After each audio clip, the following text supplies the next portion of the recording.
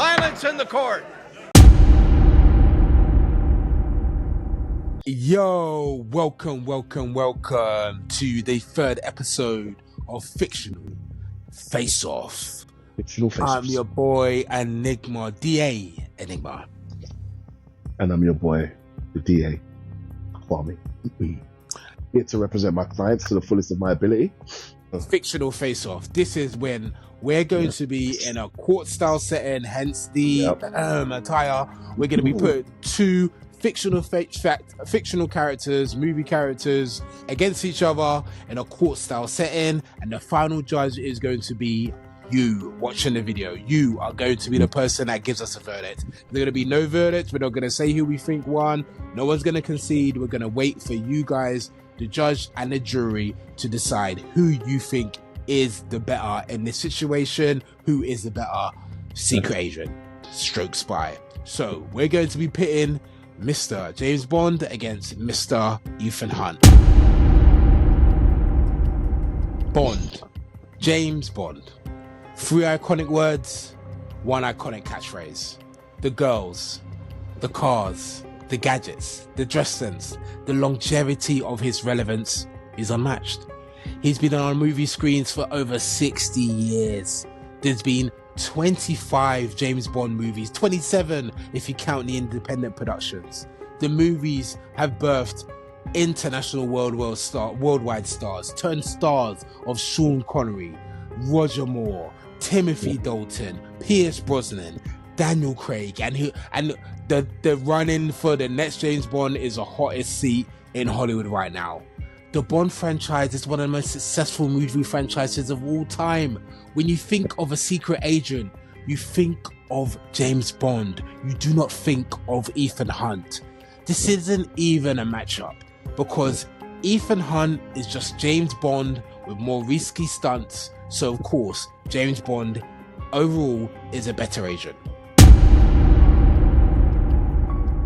Ethan Hunt also been around for a long period of time, over 30 years.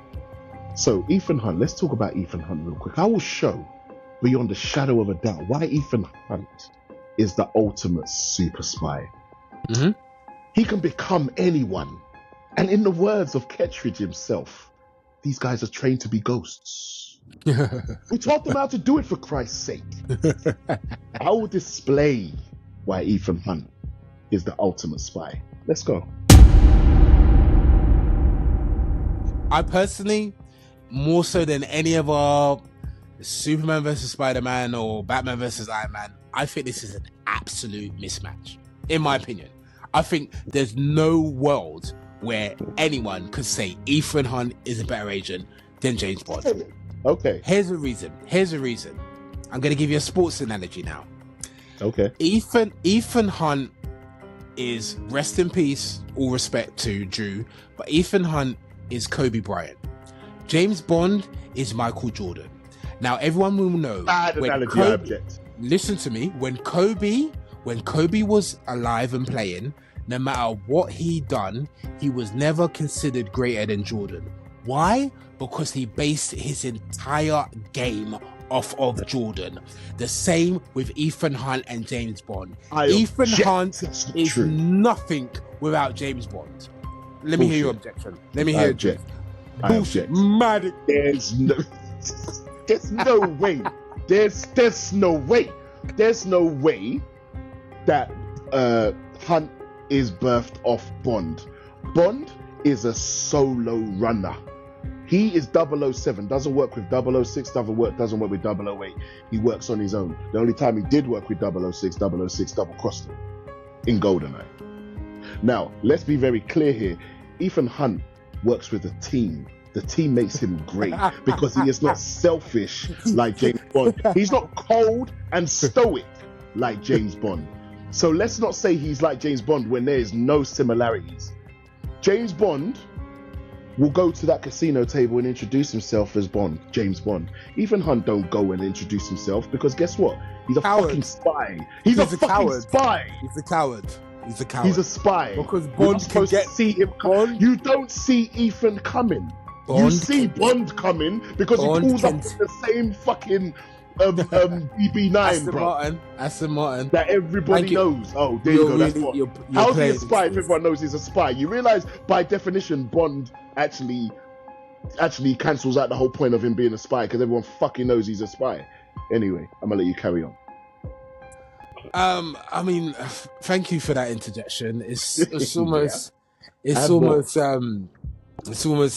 hilarious to again think that Ethan in any way, shape or form is nothing but a derivative version of James Bond. It's ironic that you mentioned him and his team. Can I just mention how many members of Ethan Hunt's teams have been killed over the franchises? Mission Impossible 1, he loses basically his whole fucking team. Mission Impossible 3, the girl's head gets fucking blown up by a fucking whatever is in her head. How many other people have died? He could just about take care of his girl. Speaking of girls, this is the reason why James Bond is checkmate on Ethan Hunt and everything. Ethan Hunt, you got girls? Checkmate. Bond has a different bitch in every single movie. This nigga's had multiple chicks. What's the objection? Bond has been traumatized because they murked his wife on their wedding day. At least fucking Hunt got to marry his wife and save his wife when they tried to murk her. Bond hasn't got his wife. That's why he acts like a bitch, and now he's running around with every chick because he can't sustain a relationship. He does not get props for having a different chick in every friggin' movie. Bond has tried to sustain a relationship, even to the fact that because he's so selfless, he said, you know what? I can't be with you, so I need to keep you alive by not having you with me. That's how he deals with his that's if you said Bond, but I'm assuming you're making Ethan Hunt. No, that's Hunt. That's Hunt. I mean, coward, absolute coward, walking out of relationships because he cannot deal with what needs to be done. He knows he cannot protect her. This is the thing. Don't mention girls. In 8 films, Ethan has had what? 3, maybe 4 girls. His girl to movie ratio is horrendous. What type of that's because that's not the focus of his job. How about getting chicks is not the focus of his job. It's one aspect. It's not. It's because that Bond makes is him cool. Bitch. That makes him cool. Bond is a show off. Makes him cool. Bond wants everybody to know he's Bond. What's wrong with showing off? What's wrong with showing off now? Not stirred. Why are you telling everybody? Thank you for the catchphrase. Thank you for the catchphrase. Yeah, but it's dead. Thank you for the catchphrase. Like, why does everyone know your drink? If everyone knows your drink, they can offer it to you and then spike your drink because they also know you're a spy. Here's Ethan Hunt's catchphrase. All right, Hunt. Here's Ethan Hunt's catchphrase. Do you have a wife? Do you have a girlfriend? Oh, what's the commonality here? Ethan Hunt ain't got the most iconic lines in his own damn franchise. Anyway, Ethan Hunt does stunts. Great, checkmate. Bond has been doing stunts since the fucking man jumped out of the airplane with the skis. Since Pierce Brosnan jumped down the fucking dam in GoldenEye. Everything Ethan Hunt does, Bond has done better. And finally, has anyone ever in life said they want to dress? What you just said there. I'm not even. This has been sustained because I'm just keep it going now. Has anyone ever in life wanted to dress like Ethan Hunt?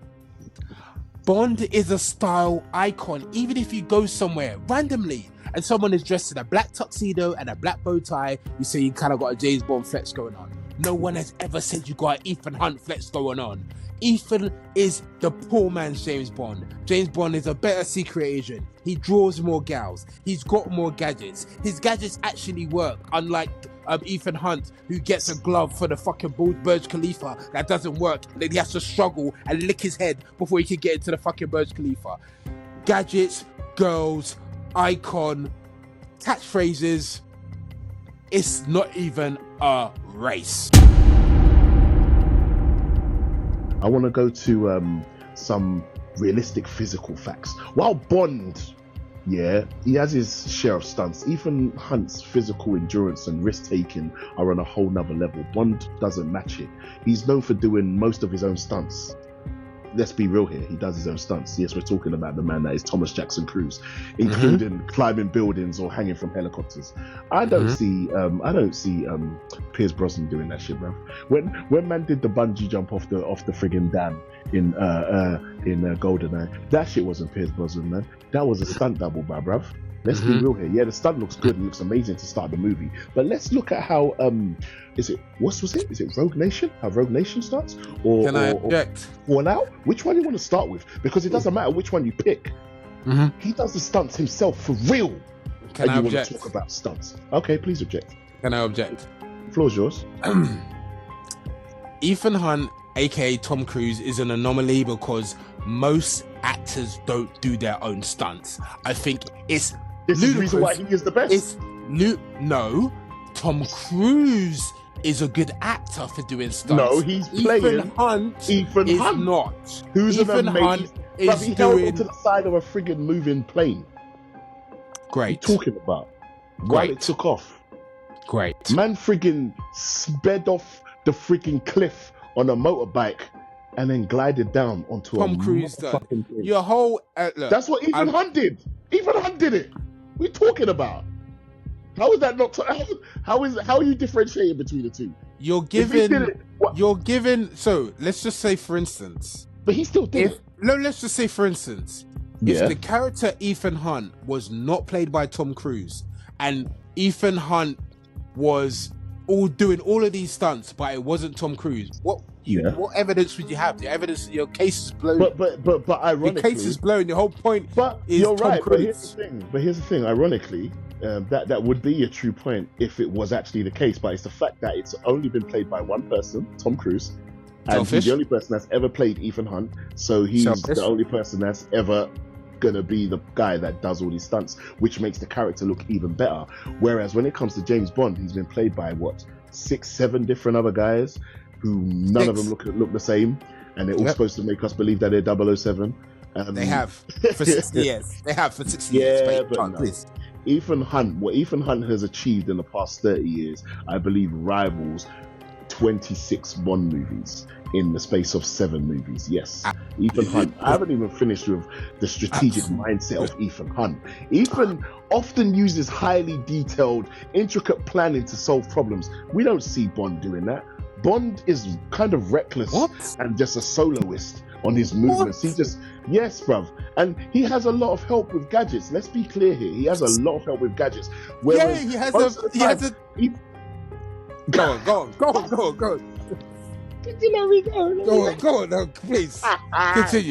Continue. All right.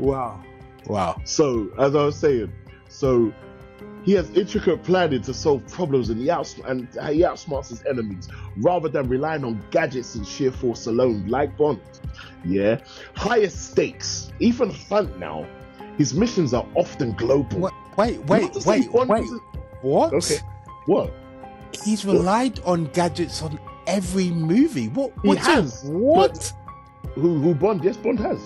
And but so is Ethan. So what's the point? No, Ethan isn't fully reliant on gadgets. Let's be very clear here. So a lot of the things that Ethan uses gadgets. Yes, he does. I'm not denying the fact that he does. He uses gadgets. But let's be clear here. When we're talking about being stuck in a rut, let's present some real direct evidence. Certain situations when Bond was stuck, it was in I think he was in GoldenEye when he needed the what do you call it from the watch, the laser from the watch, or when he needed the self-driving car to get him out of the situation. These are things that he needed to get him out of specific situations. One of the very few only times that Hunt has physically used gadget, so to speak, or some tech to get him out of a situation really only happened mainly in number 1, outside of the face masks, because the face mask is really what mission's always been about. I'm so glad you mentioned the face mask. That is all he fucking uses. Because you're not supposed to know his identity. He's a fucking spy. And sometimes the face masks don't work. Anyway, bruv, that happened. Is this your evidence? What more we got? Because this is a joke. It's not a joke. It's literally, the thing is, it actually is a joke. The fact that you actually think Bond is a better spy when everybody knows who the fuck James Bond is. So let me just end with this. Like I was saying, Hunt's missions are often global, and that's not to say Bond's aren't, but usually with apocalyptic consequences. If something goes wrong, like the world is done, but where Bond's missions, while they're still dangerous in that, they're typically more localized and more traditional espionage. It's not really world changing. Let's be clear here. It's not like many atomic bombs have gotten off. Let's be clear. That's a fact. It's true. How many times has Ethan? Let's look at Fallout.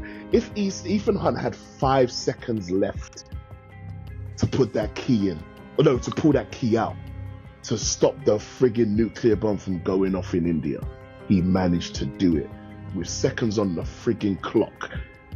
That's Ethan Hunt. That's not James Bond. Let's be clear here. You know what? The defense rests. Closing argument. I haven't even mentioned James Bond's classic villains: Dr. No, Blofeld, Odd Job, Jaws, or the iconic the iconic theme tune, the carousel of beautiful Bond girls that he's had, the classic James Bond theme songs, Skyfall by Adele, License to Kill by Anita Baker, my personal favorite GoldenEye by Tina Turner. Ethan Hunt has no iconic villain. Ethan Hunt has no Mission Impossible girls. Just because he's recent doesn't make him not. No, don't do that. Just because he's recent don't make him not iconic. He's iconic. Did you say? Who did you say? Solomon Kane. Solomon Lane, nigga. Solomon Lane. Don't do that. Okay. They brought him back. I'm a Mission Impossible fan. I don't know who the fuck that is by name. Dude, he's the villain. He's a villain in Rogue Nation and Fallout. Piss off. Great. I didn't know him by name. Alongside John Locke. No iconic villain. No Mission Impossible girls. No iconic theme songs. Tandy Newton was a Mission Impossible girl, bruv. Stop it. Arguably the skinniest she's looked. But anyway, considering all of these things, Michelle, I'm not gonna say anything other than she's dead.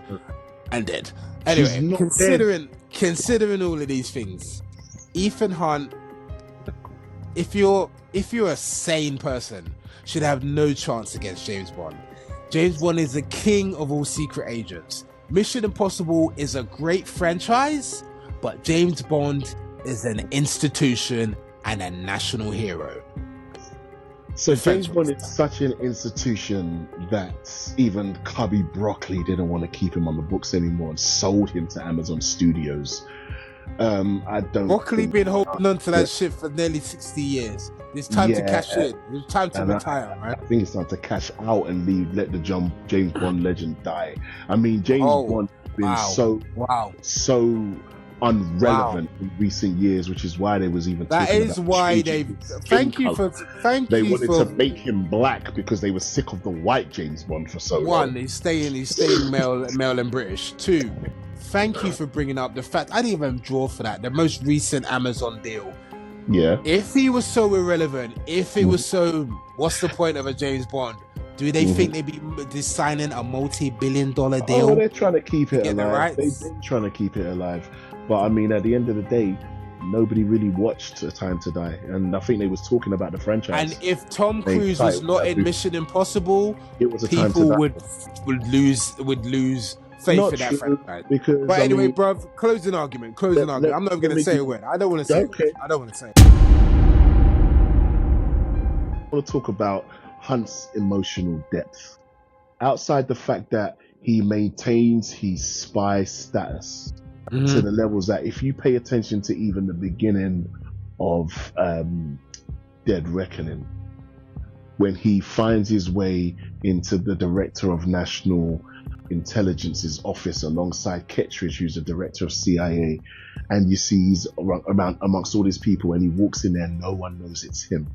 And then he dashes the green balls in the sky, gives Kettridge the mask just so he can talk to him in that office, and still no one in the office knew he was there. That level of spy game, when you can spy game your own fucking government. Bond couldn't do that if he wished. It's not possible. That's his spy game. Please go remember the scene I'm talking about.